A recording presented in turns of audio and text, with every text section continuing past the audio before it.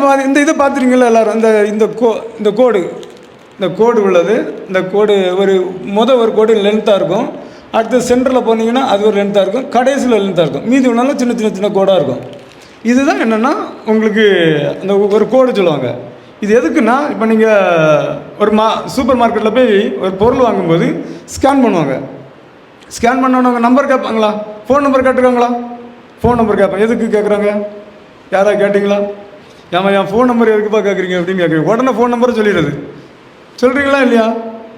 இப்போ யாராவது இப்போ தம்பிகிட்ட நான் ஃபோன் நம்பர் கேட்டால் அவன் என்ன சொல்லுவான்? எதுக்கு எவனை தரணும்? ஏன் ஃபோன் நம்பர் கேட்கன்னு கேட்பான். அப்படிதானே?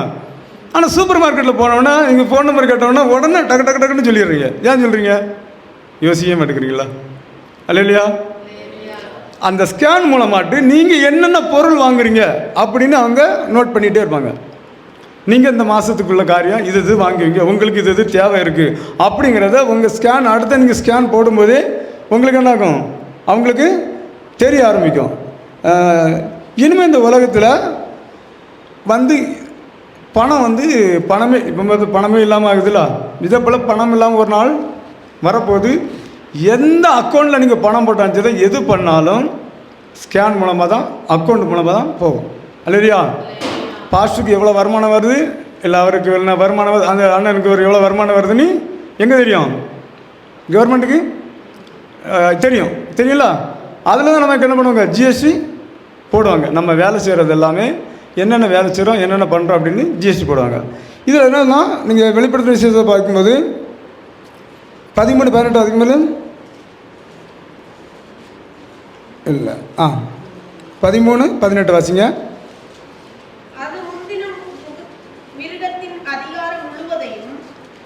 இல்லை 13-18 13ஆம் அதிகாரம் 18ஆம் வசனம். அந்த மிருகத்தின் லக்கத்தை, தான் இந்த லக்கம் இருக்கலாம், இந்த மிருகத்தின் லக்கம் தான் இது. அந்த மிருகத்தின் லக்கத்தை புத்தி உடையவன் கணக்கு பார்க்க கடவுது. அந்த மிருகத்தின் லக்கம் அடுத்து வாசிங்க.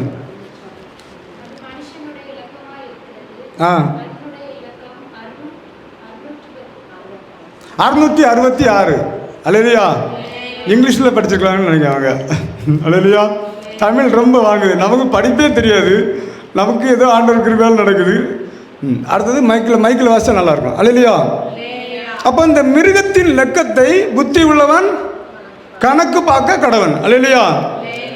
அப்போ புத்தி உள்ளவங்க ஒன்று இருக்காங்க, புத்தி இல்லாதவங்க ஒன்று இருக்காங்க. எதனால என்ன ஆகுது, இது எதுக்கு வருது, என்ன ஆகுது, இதுக்கும் பைபிளுக்கு என்ன சம்பந்தம் அப்படின்னு என்ன ஆகுது நமக்கு பார்க்குறதில்ல. அப்படிதானே? வந்தது ஸ்கேனர் போடுறோம், சாதனங்களை வாங்கும், நம்பரை கொடுப்போம், வந்துகிட்டே இருப்போம். இது எதனால இது நடக்கும் அப்படின்னு என்ன பண்ணுறதில்ல, யோசிக்கிறது இல்லை. இது புத்தி உள்ளவன் கணக்கு. இது என்ன அப்படின்னா, இந்த காரியம் இருந்தால் மட்டும்தான் கொடுப்பாங்க. ஸ்கேன் பண்ணும்போது எல்லாமே அப்படி தான் கொடுப்பாங்க. என்ன சம்பளம் வாங்கும்போது என்னென்னா, பணத்தை வாங்கிட்டு வருவோம்ல, அப்படி என்னமோ வாங்க முடியாது. சம்பளம் வாங்கும்போது என்ன ஆகுது, சம்பளம் தான் அக்கௌண்ட்டில் தான் வரும். அக்கௌண்ட்டில் நீங்கள் எவ்வளோ சம்பளம் வாங்குறீங்க, எவ்வளோ இது பண்ணுறீங்க அப்படின்னு சொல்லிட்டு ஜிஎஸ்டி போட்டு தான் நமக்கு என்ன பண்ணுவாங்க, தருவாங்க. அப்படி தானே?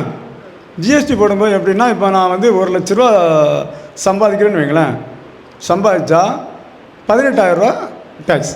ஓகே, அது எப்படின்னா ஒரு குறிப்பிட்ட ஸ்டேஜுக்கு போகிறோம். எப்படின்னா வருஷத்துக்கு 10 லட்சமாக இவ்வளோ தான் இருக்கும். அந்த 10 லட்சத்துக்கு மேலே சம்பாதிச்சா 18% டேக்ஸ் கட்டணும். புரியுதா? இப்போ நீங்கள் பார்த்தீங்கன்னா, வெள்ளைக்கார காலத்தில் உப்புக்கு ஏதோ டேக்ஸ் கட்டினான்னு சொல்லிட்டு தான் என்ன பண்ணாங்க, பிரச்சனை பெருசாக விரட்டி விட்டாங்க. ஆனால் இது உப்பு முதல் எல்லாத்துக்கும் என்ன ஆகுது, புரியுதா? நான் 1,00,000 ரூபா சம்பாதிக்கிறேன், 18,000 ரூபா கட்டியாச்சு, டேக்ஸ் கட்டியாச்சு. அடுத்தது நான் ஒரு உப்பு வாங்க போகிறேன்னா அதுக்கு 4% டேக்ஸ். புரியுதா நான் சொல்கிறது? ஏற்கனவே நான் கட்டிட்டு வந்தாச்சு, ஏன் எனக்கு டேக்ஸ் கட்டணுமா? வேண்டாம். அப்படி தானே? ஆனால் அதுக்கு ஒரு உப்பு வாங்கினா 4%. அப்போ ஒவ்வொரு பொருளுக்கும் டேக்ஸ் போட்டு நீங்கள் அந்த கணக்கு போட்டு பார்த்தீங்கன்னா, நீங்கள் சம்பாதிச்சது எல்லாமே டேக்ஸ் தான் கட்ட வேண்டியிருக்கும். புரியுதா நான் சொல்கிறது உங்களுக்கு? இந்த உலகத்தின் அதிபதி யார்? பிசாசு மனிதனுக்கு லோடு கொடுக்குறான். மனுஷனுக்கு என்ன பண்ணுறான், லோடை. நான் இப்போ ஒரு கார் வாங்குறேன்னா இப்போ நான் இப்போ ஒரு கார் வாங்கும்போது என்னாச்சு 2.5 லட்ச ரூபா ஏதோ டேக்ஸு அந்த கட்டியிருக்கோம். ஆனாலும் நம்ம ரோட்டில் போகிற அது எதுக்கு டேக்ஸ் எதுக்கு கட்டுறோம் அது தெரியுமா? எதுக்குன்னா நீங்கள் உங்கள் ரோடு எங்கே போனாலும் அதை நாங்கள் உங்கள் இலவசமாக தருவோம், அதுக்காக தான் இந்த டேக்ஸ் தருவோம் அப்படின்னாங்க. அப்படி தானே? திருநெல்வேலி போகும்போது யாராவது இலவசமாக போக முடியுமா? என்ன பண்ணுவாங்க? அப்போ இதை நம்ம யார்கிட்டையும் கேட்க ஏன் முடியாது?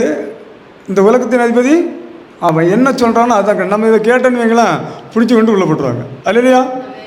அப்போ என்னென்னா, இப்போ ஒரு டோல்கேட்டு ஒரு ப்ரைவேட்டு ரோடு இருக்குன்னா இவங்க முதல்ல காசு வாங்கினாங்கல்ல, அதுக்கு அவங்க தனி ஒரு ரோடு தரணும் நமக்கு. புரியுதானு சொல்லுது?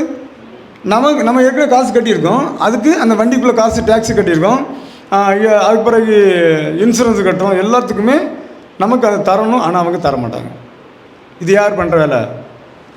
உலகத்தின் அதிபதி பண்ணுற வேலை அல்ல இல்லையா? இப்படி பார்க்கும்போது நமக்கு என்ன அடுத்தது ஆதார் கார்டு, அதாவது நம்ம இந்த கார்டு இல்லாதவங்க என்ன பண்ண முடியாது, வாங்க முடியாது. வாசிங்க, வெளிப்படுத்த 13-15 வாசிங்க, மைக்கில் வாசிச்சா நல்லாயிருக்கும்.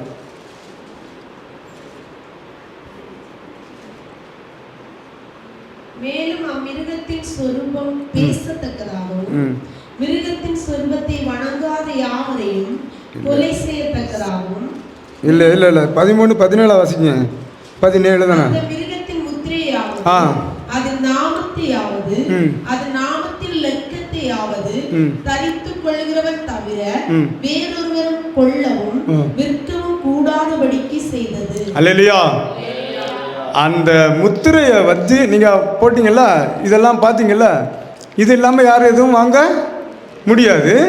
அது அது நம்ம கொண்டு போகிறேன்னு வைங்களா, நமக்கு கிடைக்கவும் செய்யாது, ஒரு பொருளும் கிடைக்காது. அப்படி தானே? இப்போ என்னென்னா, எந்த பொருள் வாங்கினாலும் சூப்பர் மார்க்கெட்டில் தான் நம்ம வாங்குகிறோம். அப்படி தானே? யாராவது போய் விவசாயிகிட்ட போய் கொஞ்சம் பொருளை தாங்க அப்படின்னு கேட்குறாங்களா? கேட்க மாட்டாங்க. அப்போ நம்ம என்ன ஆகுது, எல்லாமே அங்கே லாக் ஆகுது. அடுத்தது அந்த கிறிஸ்டின் ஆட்சிக்கு என்ன நடக்கும் அப்படிங்கிறத இப்போமே என்ன ஆகுது, நம்ம தெரிஞ்சுக்கிறோம். அதுதான் ஆண்டவர் சொல்கிறாரு, இவைகள் சம்பவிக்கும் போது இதெல்லாம் என்னென்னா ஆண்டவர் வருகைக்கு பிறகு நடக்கக்கூடிய விஷயம். இந்த யோனா காலத்தில் என்ன ஆகுதுன்னா, அந்த நேரத்தில் எதுவுமே நடக்கலை. அவங்க மழை பெஞ்சி இவ்வளோ தூரத்து தண்ணி வரும் அப்படிங்கும்போது நிறைய பேர் என்ன செய்வாங்க, அவருக்கு வேறு பைத்தியம்னு கூட சொல்லிப்பாங்க. ஆனால் இப்போ நம்ம அப்படி சொல்ல முடியாது. இதெல்லாம் நம்ம கண் முன்னே நடக்குது. அப்படிதானா? இப்படி தான் இருக்குது, இப்படி தான் இருக்குன்னு பைபிளில் என்ன இந்த உலகத்தில் என்னென்ன நடக்க போகுது, பரலோகம்னா என்ன, நரகம்னா என்ன, மனிதனுக்கு ஒரு நித்தியமான வாழ்வு கொண்ட ஒரு மனிதன் அப்படின்னு இந்த பைபிளில் இருக்குது. அல்லையா?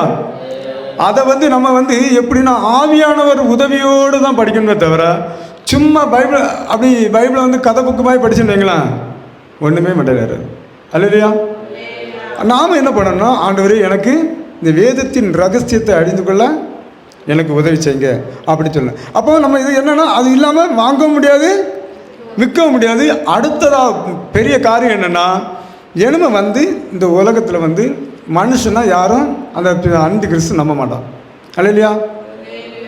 இப்போ பாருங்கள், நம்மளே இப்போ மனுஷன் நம்ப மாட்டோம். ஏன்னா கம்ப்யூட்டரில் தான் கணக்கு பார்க்குறோம். மனுஷன் கணக்கு பார்த்தா பார்க்க மாட்டோம். உடனே கால்குலேட்டடு அடிப்போம், ரைட், அப்போஸ் ஓகே. அப்போ யாரை நம்புகிறோம்?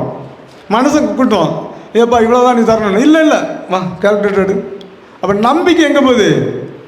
ஒரு உயிர் இல்லாத ஒரு மிஷினுக்கு மேலே போகுது. இந்த மாதிரி தான் என்ன ஆகுதுன்னா, இந்த முத்திரையை தரித்தவங்க மட்டும்தான் என்ன ஆகணும், வாங்கவும் முடியும், விற்கவும் முடியும். ஏன் அப்படின்னா, இப்போ நான் சொன்னேன், அந்த ஏர்போர்ட்டு போகும்போது என்ன ஆகுது, அந்த ஆதார் கார்டை பார்க்குறாங்க, ஒன்றும் பண்ண முடியல. ஆனால் முத்திரை போட்டால் என்ன ஆகும், நம்ம இப்போ ஸ்பீடாக போய்ட்டுருக்கோம், 100 கிலோமீட்டர் ஸ்பீடில் போய்ட்டுருக்கும்போது கூட டக்குன்னு இந்த ஸ்கேன் பண்ண மிஷினு, இந்த டோல்கேட் அங்கெல்லாம் ஹைவேலெலாம் வச்சுருக்காங்க பார்த்தீங்களா, ஒரு கேமரா மாதிரி வச்சுருக்காங்களா, இதெல்லாம் என்ன ஆக்டிவேஷன் ஆகும். நீ எவ்வளோ கிலோமீட்டர் அதில் பாருங்கள், ஸ்பீடில் போகும்போது எவ்வளோ கிலோமீட்டர் ஸ்பீடுன்னு அதில் தெரியும். அப்போ நீ எவ்வளோ ஸ்பீடில் போகிறான்னு பார்த்துட்டு ஃபைன் அடிச்சிடும். அப்போ யார் எப்படி நம்பரை பார்த்து ஃபைன் அடிக்கிறது, நம்ம சிப்பு நம்ம இதில் போட்டிருந்தோம்னா ஆட்டோமேட்டிக்காக என்ன ஆகும், ஃபைன் நமக்கு வந்துடும். இது நம்ம பேர் என்ன, நீ என்ன வேலை பார்க்குறா, எல்லாமே. இப்போ நீங்கள் வண்டியில் போய்ட்டு இருக்கும்போது இது யார், இது தீவிரவாதியா இல்லை நம்ம நாட்டுக்காரரா அப்படின்னு நினைச்சிடும் அவங்களுக்கு.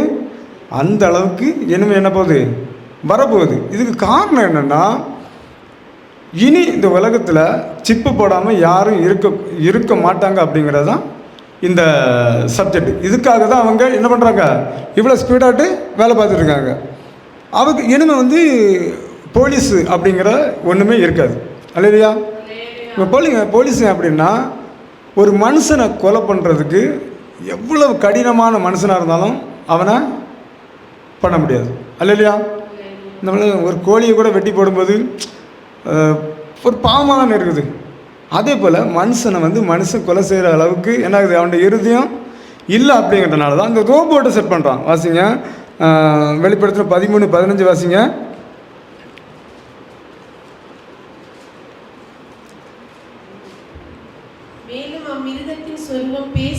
அந்த மிருகத்தின் சொரூபம் பேசத்தக்கதாகவும் மிருகத்தின் சொரூபத்தை வணங்காத யாவரையும் கொலை செய்யத்தக்கதாகவும் மிருகத்தின் சொரூபத்திற்கு ஆவியை கொடுக்கும்படி அதற்கு சத்துவம் கொடுக்கப்படும். அது எப்படின்னா அந்த ப்ரோக்ராம் பண்ணி வைப்பாங்க. அந்த ஒவ்வொரு ரோபோட்டுக்கும் ப்ரோக்ராம் பண்ணி வைப்பாங்க. இதுக்கு வேலை இதுதான், இது செய்யணும்னா அதை செஞ்சிடும். அல்லையா?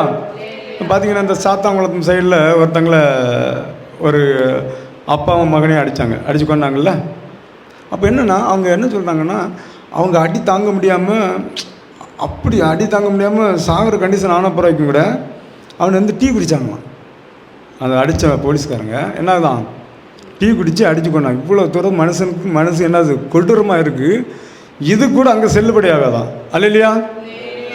அந்த அது என்ன பண்ண, கொலை செய்யணும் சும்மா சாதாரணமாக ஒரு கழுத்தை டக்குன்னு வெட்டி விடாது, கொஞ்சம் கொஞ்சமாக கொலை பண்ணும். ஒரு கையிலேருந்து விரலேருந்து வெட்ட ஆரம்பிக்கும். இப்படி வெட்டி கொஞ்சம் கொஞ்சமாக என்ன பண்ணும், எப்படியாவது நீ என்ன பண்ணணும், சிப்பை போடணும் அப்படின்னு சொல்லும். சிப்பை நம்ம போடலைன்னா என்ன பண்ண முடியும், ஒன்றுமே. சிப்பை போட்டே ஆகணும். போட்டால் தான் என்ன கிடைக்கும், சாப்பிட ஆகாரம் கிடைக்கும். பார்த்தீங்களா விவசாயம்லாம் என்ன ஆகுது, ரொம்ப விவசாயம் பண்ணி நஷ்டம்தான் வருதே தவிர எந்த லாபமும் கிடையாது. ஏன் அதனால் அப்படி? இப்போ நான் என்ன சொல்கிறேன்னா, ஒரு தங்க நகை இருக்குது, அதுக்கு ஒரு பிரயோஜனம் இருக்குது. எடுத்தண்ணா என்ன பிரயோஜனம் இருக்குது, சாப்பிட முடியுமா? அதை சாப்பிட முடியாது. உனக்கு ஓகே தானே?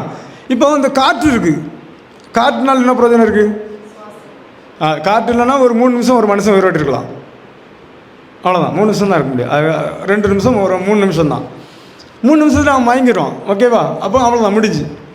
இந்த காற்றுக்கு நம்ம ரூபா கொடுக்குறோமா? இப்போ இந்த காற்று, அப்பா இன்னும் எனக்கு காற்று கிடச்சிது அப்படின்னு யாராவது சந்தோஷப்பட்டோமா? ஆனால் ஒரு 10 பவுன் நகை கிடச்சா என்ன பண்ணுவோம்? புரியுதா உங்களுக்கு? அதுக்கு ஒரு 10 பவுன் நகை திடீர்னு வர வழியில் தம்பி இவனே கிடச்சிட்டா, என்னப்பா வாடி சி என்னப்பா காலில் வெட்டிக்கிட்ட அப்படியா சொல்லுவா? நீ என்ன பண்ணுவா? அது எங்கே கிடக்கு, சாக்கடைக்குள்ளே கிடக்குப்பா. சாக்கடையில் போய் இவனா எடுப்பானா அப்படின்னு சொல்லுவீங்களா யாராவது? சொல்ல மாட்டீங்க. அதை கொண்டு கொடுத்தா பல லட்சம் கிடைக்கும், அப்படிதானா? மனுஷனுக்கு உயிருக்கு எவ்வளோ மதிப்புப்பா? மனுஷனுக்கு உயிருக்கு எவ்வளோ மதிப்பு? ஒரு 10 பவுன் நகை இருந்தால் உயிரை வாங்கிடலாமா? 50, 100, 500 வாங்க முடியாது. ஓகேவா? அப்போது இந்த காற்று இருந்தால் மனுஷன் உயிர் வாழ முடியும். ஓகே, நகை இருந்தால் உயிர் வாழ முடிய வேண்டிய அவசியம் இல்லை. ஓகே தானே? 2 கதையும் முடிஞ்சுதா? இப்போ என்னாச்சுன்னா நகைக்கு வேல்யூ இருக்குது, காற்றுக்கு வேல்யூ இல்லை. ஏன் சொல்லுங்கள்? அல்லையா? அது நமக்கு ஃப்ரீயாக கிடைக்கிறதுனால அதுக்கு வேல்யூ ஒன்றுமே நமக்கு தெரியாது. ஆனால் இது காசு கொண்டு போன விட நகை கடையில் பார்த்தோன்னா இப்படி 2 நேரம் பார்ப்பான், 3ஆவது அந்த காசை தந்துடுவான். அதனால அதுக்கு ஒரு வேலை இருக்குது. அல்லையா? அதை வச்சு எதுவுமே செய்ய முடியாது. அப்படிங்கிற நேற்று கூட ஒரு நகை கடத்து ஒரு ஆள்கிட்ட பேசிட்டு இருந்தார். அது சீட்டு போடுங்க எனக்கு அப்படின்னாங்க.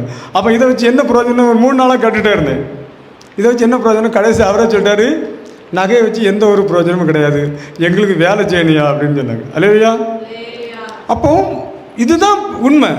ஆனால் நமக்கு ஆண்டவர் இலவசமாக தர்றதுனால இதுக்குள்ள மதிப்பு நமக்கு என்ன ஆகுது தெரியவே இல்லை. அப்போ நம்ம சிப்பு போட்டால் தான் என்ன அடுத்தது என்ன கிடைக்கும், சாப்பாடு கிடைக்கும். இல்லைன்னா சாப்பாடு இந்த ஸ்கேனர் மூலமாட்டு பார்ப்பாங்க, இந்த மாதிரி சாப்பாடு இல்லை அப்படின்னு கேட்பாங்க. அது யாருக்கெல்லாம் போடணும் அப்படின்னா வெளிப்படுத்த 13:16 வாசிக்கும்போது இந்த சிப்பு யாருக்கெல்லாம் போடணும் யாரெல்லாம் போட வேண்டும் அப்படின்னு அது சொல்லியிருக்கு. சொல்லுங்கள், வாசிங்க. அது சிறியோர் பெரியோர், ஐஸ்வர்யவான்கள், தரித்திரர், சுயாதீனர், அடிமைகள், இவர்கள் யாவரும் தங்கள் தங்கள் வலது கைகளிலாவது நெற்றிகளிலாவது ஒரு முத்திரையை பெறும்படிக்கும் அந்த மிருகத்தின் முத்திரையாவது அது நாமத்தையாவது அதில் நாமத்தின் லெக்கத்தையாவது தரித்துக் கொள்கிறவன் தவிர வேறொருவரும் கொள்ளவும் விற்கவும் கூடாதபடிக்கும் செய்தது.